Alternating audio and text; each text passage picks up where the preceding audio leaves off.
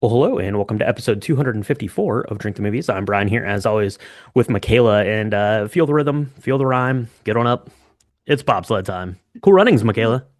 Cool runnings. Indeed. This was a film that kind of took, I don't know, 1993 by storm. Everybody was watching it. There were references to it all over the place.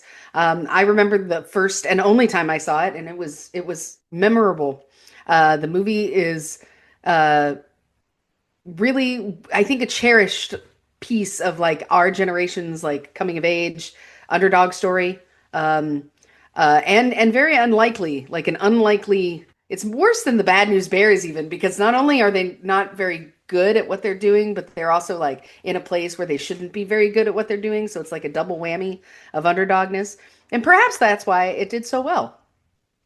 Yeah, I think it did well for a lot of reasons. Is for that, it was for I think the soundtrack did really well. Mm. Similar to the movie we talked about last week. It was comedic, it was lighthearted, it was family oriented, and it was about a cast of characters that you could really root for, and something that most people. Myself in Ohio, I'm assuming yourself in Texas definitely did not understand the sport of bobsledding at all. So it was exciting from that front too. But today we were talking about cool runnings. I'm excited to get into it as we're getting the opening ceremonies of the Olympics. I think were happening tomorrow. So as of recording this, so check that out. Check that out. So let's do this, Michaela. Let's go ahead and grab some Jamaican rum because of course we're going to get Jamaican rum for cool running. So let's do that, and we'll be right back to mix up this week's drink.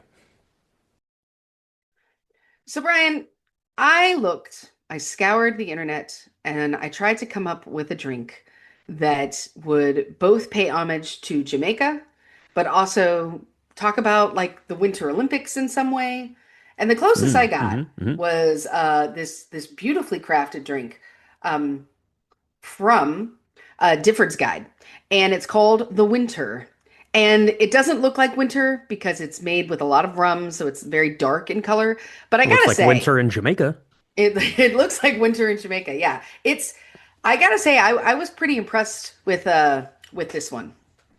Yeah, not to bury the lead here. This cocktail is amazing. What we should have done if we would have had more time and energy and the ability to get together in less busy schedules, we should have made like one of those like ice shot like luge things that people Oh have. yeah, That would have been cool. That would have been cool. We could have done that. We could have made like a little like maybe you get like a bigger shot like what are like a like one of those things we could have sent down it. That would have been fun. That would have been fun. But yeah, today we were talking about the winter, and it does feature some Jamaican rum, of course. And like you, I was interested in this because it didn't seem like that interesting of a cocktail, but holy smokes, when I had it, I was like, this is unbelievable because we've done a lot of rum things here over the past like year or so on Drink the Movies. And most of the time when you have rum, you think of either like some tiki thing or you think of like some like rum and coke kind of a thing, and not a lot of like other like nuance, but that was a lot of nuance. There was a lot of nuance here in this cocktail today. So let's go ahead and make one of these up. And the first thing we're going to need is a rich simple syrup. We've made simple syrups. I don't know. We've done 254 of these. We've probably made a simple syrup like 250 times. But let's go over it again real quick. To make a simple syrup, you're going to take equal parts sugar and water. You're going to heat that until the sugar dissolves. And there you go. You have your simple syrup. But we're going to be making a rich simple syrup today, which uses a 2-to-1 ratio. So 2 parts sugar to 1 part water. And you're going to do the same, right? Heat it up until that sugar dissolves. The syrup is much thicker. It is much sweeter, obviously. It is much richer. It's right there in the name. You're going to do that, and you're going to need a half an ounce of it. So, Michaela, we've got our rich, simple syrup. Do you want to put the rest of the cocktail together? I sure do. So into a shaker tin, you're gonna put some ice, 2 ounces of Jamaican rum, 3/4 of an ounce of freshly squeezed lime juice, half an ounce of that rich simple syrup that Brian was talking about, a sixth of an ounce of ginger liqueur, so that's like half a teaspoon, and then another sixth of an ounce of allspice dram. Now, if you don't have allspice dram, I don't know what would be a real good substitute, but you should get some because allspice dram is a really lovely addition to a variety of cocktails that are really like adult and like very mature and like really tasty and delicious. So get Mhm. some allspice dram. Yeah, it also goes really well into tiki drinks. You'll see allspice dram in those a lot as well. You can actually make your own allspice dram if you want, but you can go and purchase one. That's the one I used, and it's featured in the flannel, which is our favorite kind of fall time cocktail as well. So yeah, you definitely want to get bottle of that on the shelf if you're into some rum-based drinks, and then to that add 2 dashes of your Angostura bitters. Go ahead and throw some ice in there and shake it up, and then you're going to strain it into a very well chilled coupe glass. You could probably get by with a martini glass if you wanted to, but coupe glass is really nice. Here it sits nicely in the hand as you sip and enjoy this. And holy smokes, this thing was complex. Like I expected it to be, some like rum and lime because it's only a sixth of an ounce of the ginger liqueur. It's only a sixth of an ounce of the allspice dram. But holy smokes, those flavors come through so amazing. This was so like grown up and mature, and I was just like absolutely blown away with this rum-based cocktail. I'm so glad I found one you liked. I loved it too. I thought it was really inspired almost because I saw the ingredients and I was like, oh, this is just going to be like an old-fashioned kind of thing with rum in it. Okay. I mean, but this really was just velvety. It was very it had such delicate like notes to it. But then it had the beautiful sweetness of that rum. And I don't like super sweet drinks, so I really think you should stick to the half an ounce of the rich simple syrup. But if you want it even sweeter, you could definitely do that. I just really liked this. It was very tasty. Yeah, I was concerned even when I was putting it together. The 3/4 of an ounce of lime, I'm like, that seems like a lot of lime for this, comparatively to the rest of the ingredients. But no, this thing was amazing. So the winter cocktail, go ahead and mix one of these up. If you have another good Jamaican rum based cocktail we should check out, definitely let us know that. But for sure, get one of these made and send us pictures because we love to see it when you guys send in your own cocktail pictures to our social medias. So now that we have this made, and I'm going to go make another one and maybe another one, and the And then after I do that, we're going to come back. We're going to talk about the epitome of bobsled films. Are there other bobsled films? Maybe we'll talk about that too. 1993's Cool Runnings. We'll be right back. Feel the rhythm. Feel the rhyme. Get on up. It's bobsled time. Cool running. Spoiler warning for Cruel Runnings. If you've not yet seen this film, trust me, you're gonna want to see it because we will spoil it for you. So press pause. Go find a copy of it. It's definitely on Disney Plus somewhere. You can probably buy it or rent it anywhere you want. But go watch it. Please make yourself up a winter because that's an amazing cocktail right there. And then come back and we're gonna chat about all things Cool Runnings. Yeah, spoiler warning for Cool Runnings. Spoiler warning for the was it the 1988 Winter Olympics in Calgary, maybe if you want to know who won the bobsled tournament there. Absolutely. So this was released in 1993. It was directed by John Turteltaub, and it stars our Jamaican four-man bobsled team. So we have Leon, he's the driver. He's playing Doris. We have Dougie Doug. He's the brakeman, playing Sanka. And then the two men in the middle, we've got Raul D. Lewis, and I think his acting debut. He plays Junior, and Malik Yoba plays Yul Brenner. Three of these gentlemen are also Olympic quality sprinters, maybe. We'll talk about that here in a second. And of course, they are coached by Irvin Blitzer, who is played by the late John Candy. This was one of the last things that John Candy acted in, and I actually wanted to start there because this movie came to mind for a couple of reasons to me, Michaela, because it is, Winter Olympic time starting tomorrow. And I do love the Winter Olympics. It's probably my favorite sporting event of all the sporting events. World Cup's great. Summer Olympics are great, but I love the Winter Olympics for some reason. Always have.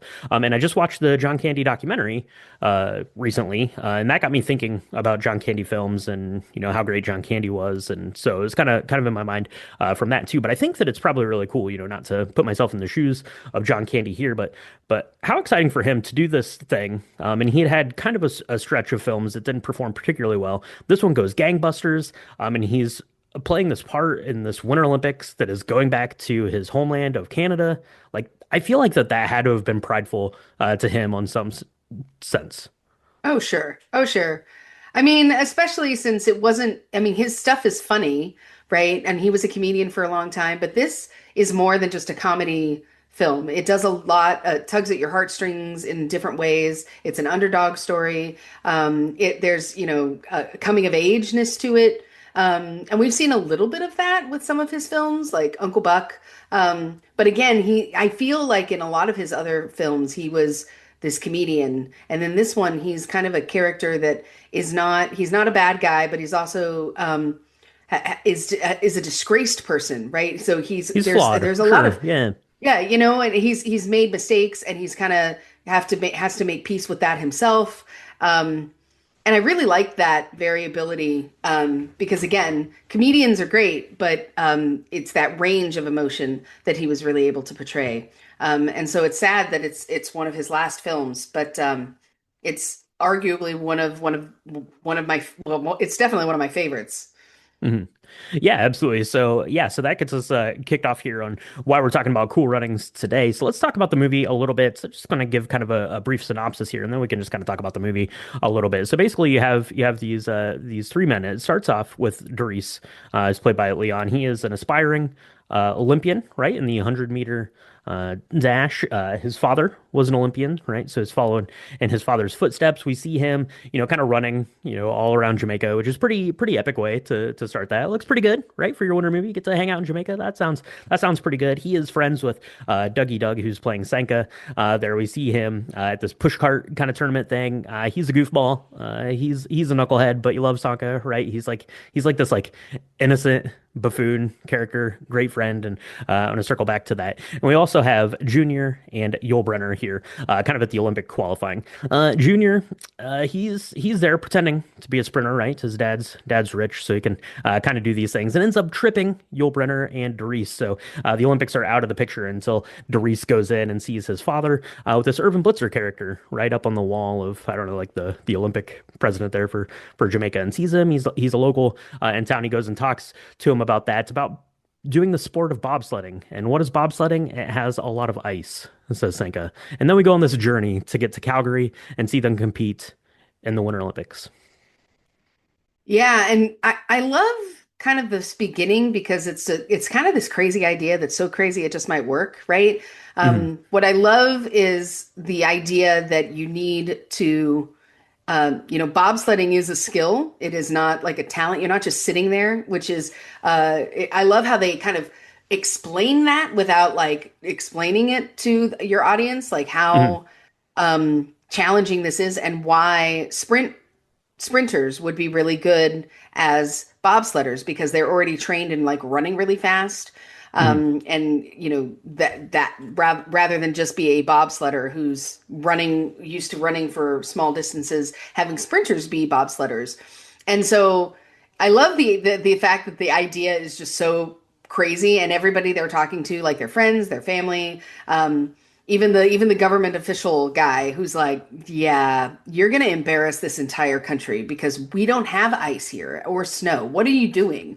And Mhm. so like the way they kind of try and train that up, and they have no money, like none at all. Uh, I just really love this beginning piece because it's so easy as a person to give up when things get hard, but they just kind of figure it out. And their practice bobsled is a complete piece of trash.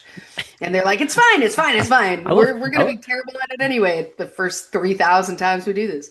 I love the practice bobsled. Yeah, so I mean you get to Reese there, right? And he's gung ho on this because like his goal is to get to the Olympics, and if he can't do it as a sprinter, and you're not willing to wait for like 4 more years to go do it again, maybe this is just crazy enough to work, as you said. So I love that he goes to Sanka. I love that. I love like the friendship, like camaraderie part of that because Sanka's like ice, ice? No, I'm not. I'm not. I'm not into doing anything that's cold. I love that so much. But he's like, listen, he's like, I'm your best friend, and if you need me to do this, then of course I'm going to do this. So you just come to me and ask, and he does. And they have like the town meeting, which is pretty fun because everyone else in the island of Jamaica is like sledding down this hill. I think maybe like my favorite part of the movie, like even like back when I was a kid watching this and then watching it again this week before the podcast was they have like the big like town hall like meeting for it. Like he's already been to Irv and Irv's had to like face his demons a little bit there on that, but Mm. finds out that this guy is the kid of the original sprinter that he wanted to bring into bobsledding back like 20 years ago or whatever the case was. But they have like this town hall meeting, and he's up there and Irv's talking about like bobsledding and how it's basically like this like tube of like 800-pound metal that you set in, and you like go down this thing, and gravity's doing the bulk of the heavy lifting, and then it's just like this like compilation of like bobsled crashes. I always thought that that Yep. was hilarious, and then of course everyone in the town hall, like 100 of these Jamaicans, just like run out of the room, like as of course as you see that. But the practice bobsled's amazing. It's like a cut in half like water heater with a couple of like handles and some wheels on it. And then my second favorite part of the movie, absolutely, is when they finally hit their first time going down in this practice bobsled, and they get in the cop and they run into the cop car, and the cops are there like, what are you doing, who are you people?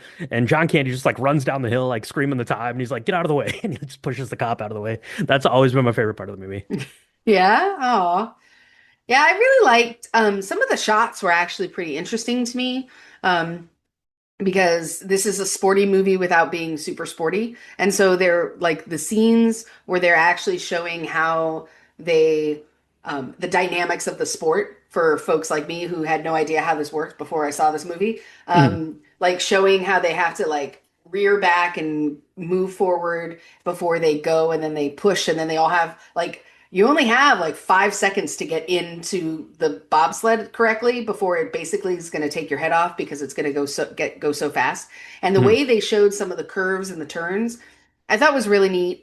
And it really made you understand how dangerous the sport could be too, right? Because in the beginning, it's more comedic when John Candy's showing that video, and it's like, yeah, oh, that's gonna hurt. That's gonna leave a mark, right?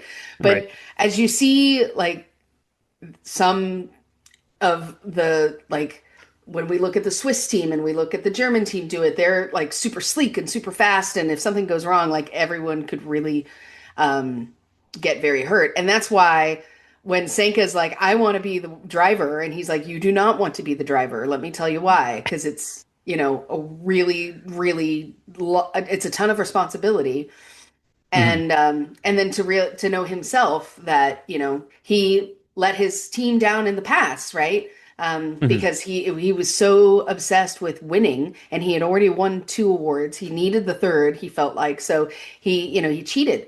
And what I really love is it takes him some time, but he owns up to it, and he actually calls the Olympic Committee out on, their kind of discrimination of this whole team because they shouldn't be good at it because they're Jamaican. Mhm. I don't know if it's Yeah. like a race thing too on top of that, but I mean, they're definitely ridiculed the entire time because it's like, what do they're not taken seriously at all. Mhm. Yeah, I mean, this is a family comedy, so I mean it touches on that a little bit, because yeah, I mean they keep placing these hurdles in front of these guys who get there, and the first big hurdle they have to overcome is getting from Jamaica to Ottawa, this five-man team, and it's worth pointing out that they go there, they don't even have a bobsled, when when they get there, and or but Brenner has to Erm Blitzer has to call in a favor from an old bobsled buddy there to even get him a bobsled to Hmm. go, and they lower the qualifying time, and then they make up some rule about how you had to have been in a previous international competition and stuff like that to keep these guys out of there. And I guess that is kind of a true like plot point of this actual story that happened, because this is based on a true story. Of course, there's some liberties being taken here, so that's interesting. I love you have obviously you have the four man bobsled team, and then you have the coach Irv Blitzer, and they all kind of go through their own kind of journeys of growth through the film. Save maybe Senka. Senka doesn't really go through that much of a change, right? He's just kind of this comedic relief kind of character. But you have Doris there, who has to go through kind of like this journey to become this leader. You have Irv, who has to kind of confront the ghost of his past and become this great coach. You have Junior, who has to go through kind of this journey towards like adulthood, I guess, to spurn his overbearing father, kind of this like rich kid who's like under his thumb. He doesn't want to, go and work at some law firm in Miami. He wants to, kind of follow his own passions. And you have Yul Brenner, who's kind of going on this journey to, take down some of his barriers and, let people in to see the softer side of him. So it's kind of interesting, like from that standpoint, because yeah, I mean, as far as a sports movie go, like, I mean, you have a basketball game that's like an hour long, right? So I mean, you can talk about the basketball game, you can call a timeout and talk to people, but bobsledding is like 54 seconds like fear and gravity. I mean, there's not like a lot, and I mean they have really cool shots of the Yeah. bobsled going and using some historical footage. So really, the bulk of the movie obviously is kind of dissecting is probably a strong word for this PG-rated Disney comedy from 1993, but it really focuses on the characters more. So. Yeah.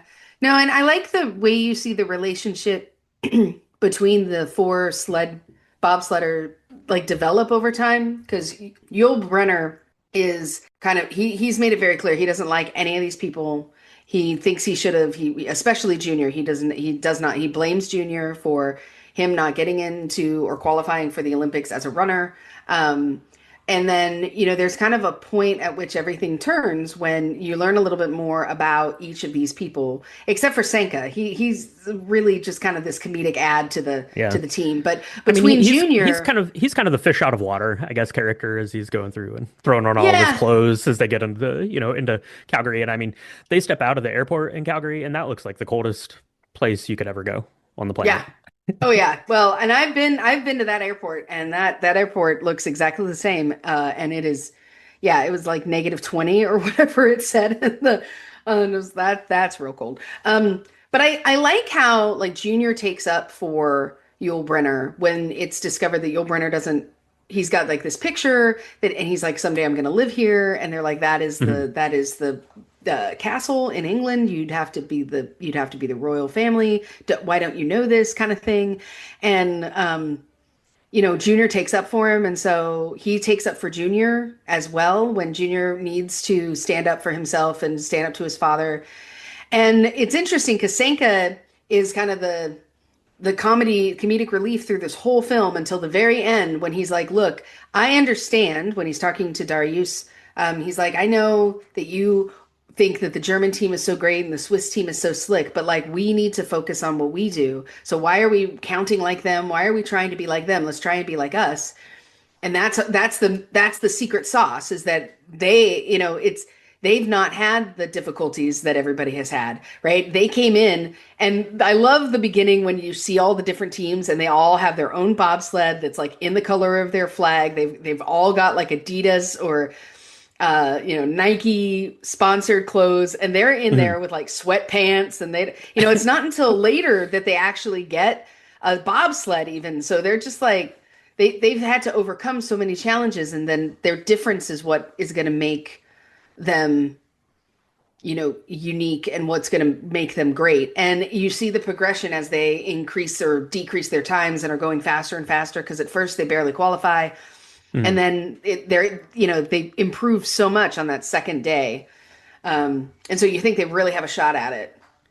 Yeah, and I love kind of that overall theme of like, being yourself is really kind of what endears them to the people at the Olympics, which is great. And then they become, this big point of pride for Jamaica, who is very reluctant to send these four guys to the Olympics to be an embarrassment for the country. But I love you see like the little like small town and they're in the bar and they're all watching it and Teresa's wife or girlfriend or whoever she is like, dear Lord, please just let it be better than yesterday, right? As they're watching this thing. But I love that. And they, kind of gradually grow into it. So like the first time, like, or just like nudges them down the ice on this like I don't know like soda can looking bobsled that they're in. That's pretty great. They're all in like the 19 winter coats, and then they get their uniforms, and they're still in the old like silver like beater, and then they qualify. So then they go and they paint it, and they do a good job of like showing. I think because like Sanka has like this like airbrush like Mm. t-shirt like printing thing like back home, so of course he can airbrush this bobsled and make it look super cool, and then the bobsled does look super cool by the time they get it all black with like the Jamaican flag and stuff like that, and that's pretty fun. And then of course they have to win the hearts and minds of the other like bobsledding competitors and things like that, and they do end up having a pretty good showing until unfortunately on the last run they do run into some trouble. I guess it's a little bit different than what happened. The bobsled team does crash in real life here on the final run as well. But then you just have like this big like emotional send off, right? Like when the crash happens in Cool Runnings, like I don't know how they filmed it, like because it shows like in on like the crash of like these helmets going like 1,000 miles an hour down this ice. I don't know if that was like dummies and they were pulling it like down some ice. I don't know how they did it. It looks really cool. Like it looks amazing. It looks like it sucks. But but that Yeah. happens.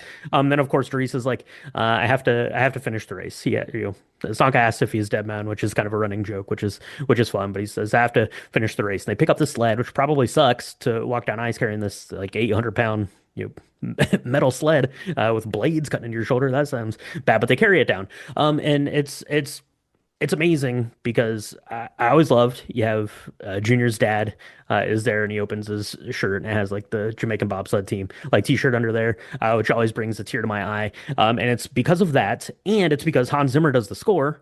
Hans Zimmer had done Days of Thunder in 1990, I think, and then had done A League of Their Own in 1992, and then does this. And Hans Zimmer does know how to pull at the old heartstrings.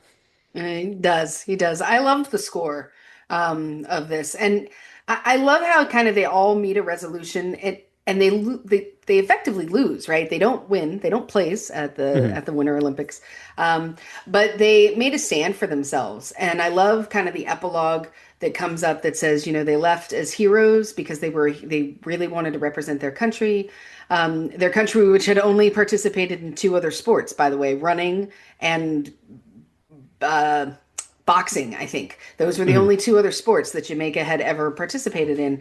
And so they came back though as equals to the next Olympics. And I don't know how true that is, but that's what you hope happens is that, people respect the work that you put in eventually and stop bullying you and leave you alone about it. Is that you kind of you show them, and it's not I show you because I won, it's I show you because I didn't give up.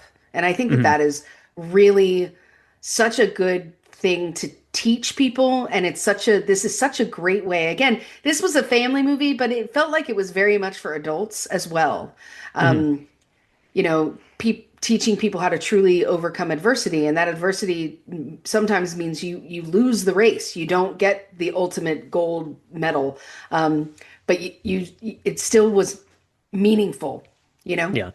Yeah, and John Candy's character really hits on that when he goes to, the closed door meeting of them. And, he talks about his, past misdeeds and, you can kick me out if you want to kick me out, right? Like I deserve to be kicked out. That makes sense, but don't take it out on these guys. Because this Yeah. is the Olympics, and the Olympics isn't about coming in first. It's about doing your best and honoring your country, and walking out with your flag. Like that's what the Olympics are about. Like it's bringing the nations together, right? Which is not something that happens. And like the Olympics start tomorrow, and it's going to feel very weird in the current state of the world. But like the Olympics are supposed to be like apolitical. Like it's the coming together of all of these people to just celebrate, men's and women's achievements and sports and athletics and you know doing good in the world for like 2 weeks, right? Like Mm. put down your weapons and come together for these 2 weeks, right? Like that's what it's meant to be. And I love kind of his like impassioned like speech kind of in that sense that really pays light to that. So that is cool runnings. And then of course you have the bar there at Jamaica is going nuts and so proud and stuff like that. I love the father son moment there that Junior has as Mm. they're walking the thing down. That's pretty great. And then of course Doris gets a compliment finally from like the East German driver or the German driver, I guess. Mm. Um, it's like good job. We'll see you again in 4 years. That's pretty cool. That's pretty cool. So you said you only saw this one time. I saw this movie a ton of times because I had it on VHS in the Mm. giant obnoxious like white Disney box that it came in. All those Disney films came in those big like plasticky like clamshell Yep. boxes. So I remember watching this. I watched it a ton because like I said, I've always really liked the movie. Like I mean it's kind of a little straightforward family sports movie, and there were a lot of these kind of in the early to mid 90s, right? Like yeah, we mentioned A League of Their Own, which is a film that we covered. Then you had stuff like this. You had like Angels in the Outfield, Rookie of the Year, and like Air Bud, and like all that stuff like came out like over like the course of the first couple of years. But I think the Cool Runnings kind of established this family kind of centric sports film, and kind of kick the rest of those off. But yeah, I watched this a ton because A, I liked it, and B, as I mentioned, I really liked the Winter Olympics, and seeing like bobsledding there is just something that young Brian could only like ever like dream of doing, like something as cool as that in my tiny Mm. town in Ohio, where which is flat as flat can be with no hills of ice. So Well, I mean, they didn't have hills of ice either in Jamaica. Anything's possible. Anything is I possible. Anything's possible. I saw this on a Friday night at a friend's house. It was their tradition. My friend was one of four girls, and the family would just sit up in like the loft on a Friday night, every Friday night, and they would watch a family-friendly movie. And this is the one that they watched one night when I was having a sleepover, and I was blown away. I do remember being blown away. So I bought it. And but I don't remember ever watching it. My parents really liked it, so they would watch it over and over Mm, again, like at mm. least once or twice a year.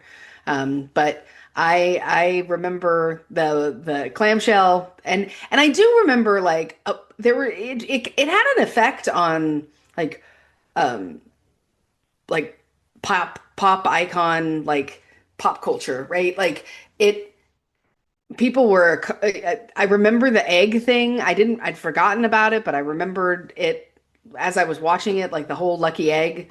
And And I then love that he people pulls it were out at the end to make sure it's okay. to make sure do you think it's boiled? Do you think it was a boiled egg? I I don't mean, know. at some point that egg was going to rot. Like it's amazing. As I'm older now, when I was young, I didn't think too much about that, but now I'm like, I don't know if that's such a good. I don't pick a lucky piece of plastic or something that can live forever.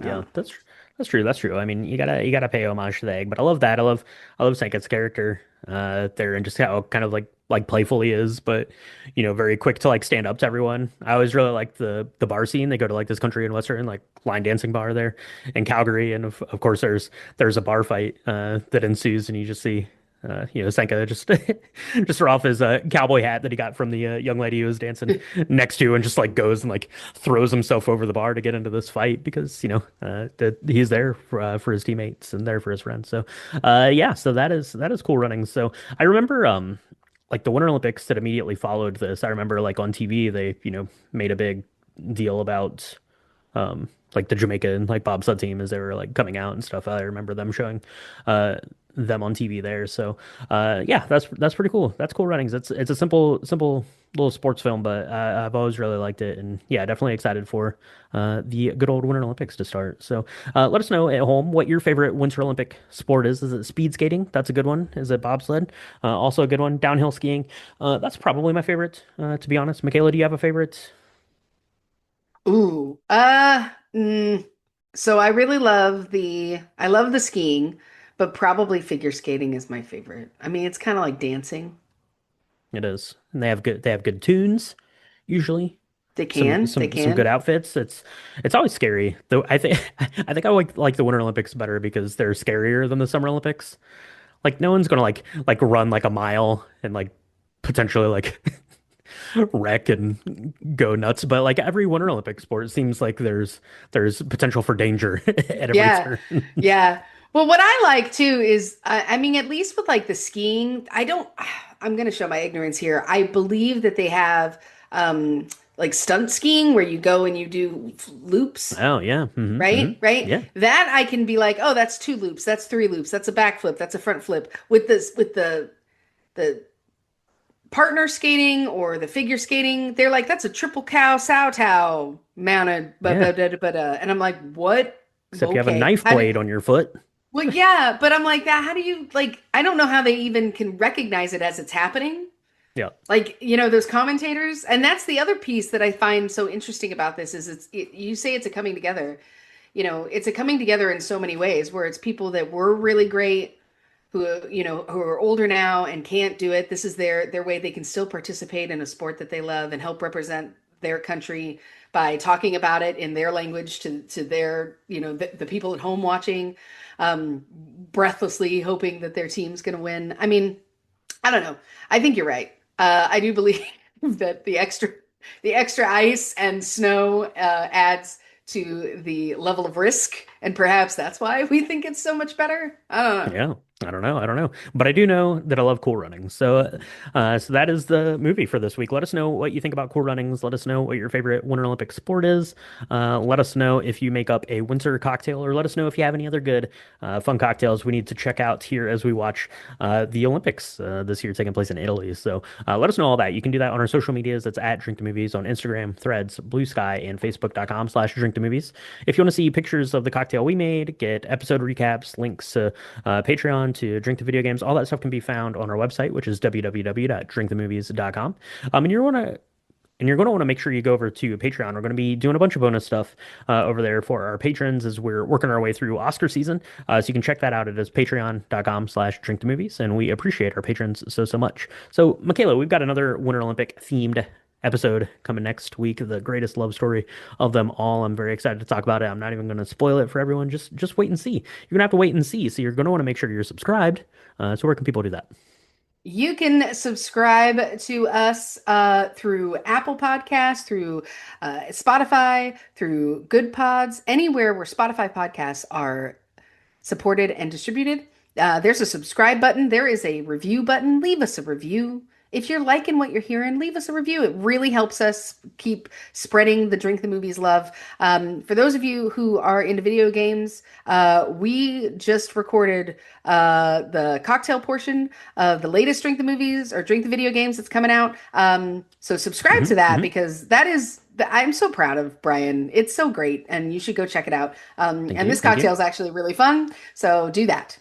It's fun and simple, and that episode should be out yesterday as of the time you're listening to this, and that's available wherever you're listening to this and on YouTube as well. So thank you so much for that plug. I appreciate that, Michaela, and thank you so much for listening out there. Have a safe Winter Olympics time. Drink something good, watch something fun, and we'll talk to you next week on Drink the the Movies. That's a hell of a place to be coming from. Jamaica, we have a bobsled team. No people, no say, they can't believe.